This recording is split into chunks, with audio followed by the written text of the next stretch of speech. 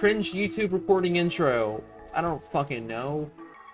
So, boys, it's time to rank every Pokemon game. What's a fun game to start with? I know where we should start, with Gen 7. Let's talk about Let's Go Eevee. Well, Pikachu. I like the physical special split being added, but other than that, the game looks good. The sound is great compared to the other Pokemon games, no doubt. But it definitely falls flat in the gameplay department. Let's go Pikachu. I'm sorry, man. $60 also. Gotta dock you for that one. Alright. Speaking of Kanto, let's go with the classic right now. Leaf Green.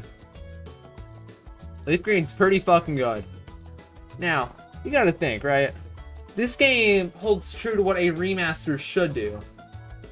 It's a remaster while also being a remake. Because they add new shit to the main story you can go do during the main story, right? You can go to 1, 2, and 3 Island, but you don't have to. Other than that, it's like, yo, we don't have to... It's like, they didn't change the available Pokemon in the game. So it still holds true to Gen 1. Besides making all those new quality of life improvements onwards. They did a lot of things they need to do in Fire Red Leaf Green. They did a lot of good there. Let's finish it off with the other Kanto game. Red. It's okay. It has not aged well, but good God. Can you easily get this thing on the 3DS? Can you have a fun time screwing around with glitches? Dude, these games are a mess, but good lord are they fun. Alright, let's go back to Kanto one more time. Yellow version. It's worse than Let's Go Pikachu. Because, unlike what fucking Pokemon Red did, Yellow decided to make the level curve even worse. I don't know how that's physically possible. Like, how did they even pull that one off? Like, Surge's team is literally just a level 28 Raichu. Why? But when you get to Koga's gym, and you fight his 3 Venonats, and his level 50 Venomoth, there's kind of a problem. Considering Erica's team was 30, 32, and 32. Now you're fighting 44, 46, 48, and 50. Why? They took Red and just made it worse. But they're like, hey, you can get all the starters now. Alright. Sabrina's team, a level 50 Abra. It cannot hurt you. The rival's all around worse because he doesn't have a starter. He's got an evolution. Like, Yellow just muddies down the entire experience. I think we need to talk about another divisive game. Let's talk about Johto. Oh boy, this is where the salt flows. It's better than Yellow, but it's still not as good as Let's Go Pikachu. Could you imagine bringing this new generation into existence, right? You have Gold Silver, right? They did their job. And then you're like, let's make a third version. How are we going to make there be version exclusives out of the Johtomons? Let's just remove guys we introduced this generation. Easy. So Johto Pokemon are actually unobtainable within their own region. Why? Ho-Oh becomes tedious to catch for no reason. Instead of Lugia at this point in the game, you get Suicune, which is definitely worse. Why? They literally made Gold and Silver worse. Cannot even let that go for a second. Gold. It's worse than Red. Could you imagine? It's better than Let's Go. Good job. You're an okay game. You got items. You got the seeds for success. But guess what? Your Pokemon that are obtainable within the Johto region are complete garbage. Like, yeah, dude, that's why you see Ampharos on every team, because there's just nothing better. No, there's only one place to go from one Johto game to another one. Oh boy, Heart Gold, Soul Silver. Boy, do you improve dramatically on what Gold and Silver does. But good lord, you still leave a lot of the game's flaws intact. The level curve is still god-awful. You're still grinding on Pokemon that are, like, way under-leveled. Like, yeah, man, I can't wait to go grind for Bugsy's gym on these level 6s. Totally good. Instead of, like, level 10s at minimum. Fuck. TMs are a bit better, that's helpful. Got abilities this time around. Whitney's meal tank's so hard. I don't know how to just be good at the game. Yeah, it's the same bullshit, dude. Like, Heart Gold Soul Silver made good improvements to the Pokemon selection by allowing the Safari Zone to exist. I can't dock it on that part. That's a big round of applause for Heart Gold Soul Silver. Doing the bare minimum for region additions to making the experience more tolerable. Thank you, Heart Gold Soul Silver. Very cool. Oh yeah, and they made Red's team even harder for some reason. Let's get a whole other region out of the way. Let's do X and Y. What an interesting set of games we got here. They're not half bad. They're just okay. You know, they have one thing at Heart Gold and Soul Silver. They have that part they did good, right? They gave you better variety in what you could catch. And as a direct result, it's better than Heart Gold Soul Silver, man. You got a shit ton of dudes in this game's regional decks. Like, there's a lot in there. It's more than Usum and Sword and Shield's regional dexes. Like, how? How did they pull that off in X and Y? I'll never know. The game's a little easy, making it more enjoyable for casual play. You're not spending all your time grinding, like in Heart Gold Soul Silver, or Diamond and Pearl. It's season for the Diamond and Pearl remakes. I think we talk about Sinnoh. Alright, Diamond and Pearl. You do a lot of things bad. Only 2 Ice-type evolution lines being available during the game. 2 Fire-type evolution lines, and 1 including the starter being locked to main story. Post-game being locked till you've seen every Pokemon. That's bad. Catching Dialga or Palkia is literally worthless because Cynthia's gonna screw you over with her Garchomp being over-leveled to hell. Seriously, it takes like a little 66 when you fight it in Diamond and Pearl. But that was okay. Yo, your legendary's nothing for that.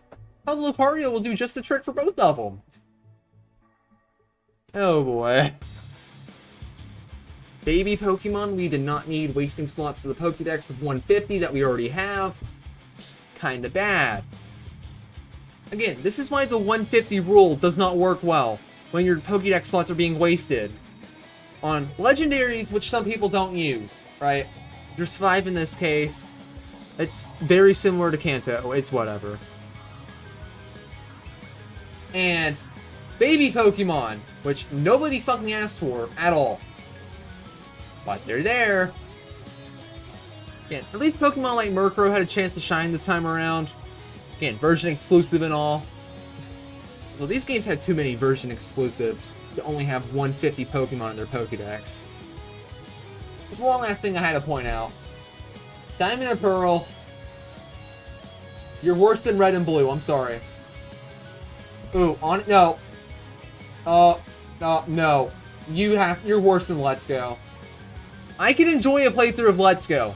Diamond and Pearl, that just does not happen. I'm sorry. But at least, when they got their real remakes in Platinum, they did a shit ton good. Platinum, you fixed a lot of the flaws. Again, minor surf speed increases helped. Pokédex being expanded.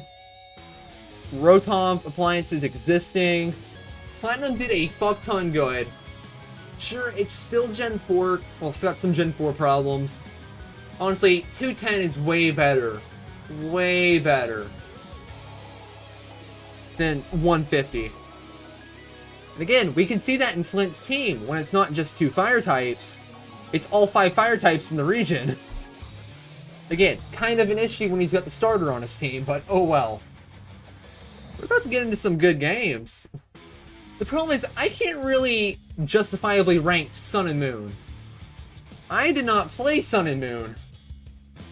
But based on what I know, again, this is the problem, right? This is a unbased opinion from somebody who's not played it. They're okay. They have a lot of pacing issues. The story's actually good on like X and Y and Heart Gold Soul Silver. Okay, can we just talk about Heart Gold Soul Silver again? What is the climax of the game's story? They take over a radio tower. Giovanni does not return. Why? Sorry, I had to get that one out real quick. Alright, Sun and Moon. They're definitely okay games. Ooh. They're just okay. The reason you don't want to play them is because Usum exists. Which, fun fact, is going to start off the top tier of the games. The good games. Oh boy. How do you make a game challenging while still having the EXP curve existing? The EXP share. Never played it? Fair enough. It's still a fun experience. Additional 100 Pokemon to the Pokédex. Still got Island Scan available to increase that number even further. You got the wormholes you can get during the main story. Again, super late. If you encounter Necrozma by accident, you kind of screw over those encounters. The totems got made harder, some easier. Rabombi can be free, can be hard, it depends. That thing uses Quiver Dance, you better be ready to lose to a bug. Come on. Usum, you're some high quality shit. Most importantly, you tone down the length on some Sun and Moon cutscenes. Not all of them, but... And on the bright side too, I mean, again, Usum has one problem, and that's just how often the dialogue appears. Like how? Quit talking, come on. Stop. Let's talk Sword and Shield. Oh god, I do not know how to rank this. Sword and Shield is... This game misses so hard. Here's the thing, I would definitely agree with bottom tier if the DLC didn't exist. However, $60 and you're paying the DLC separate, that is really rough. The game's got good Pokemon variety. You can get basically everything in main story.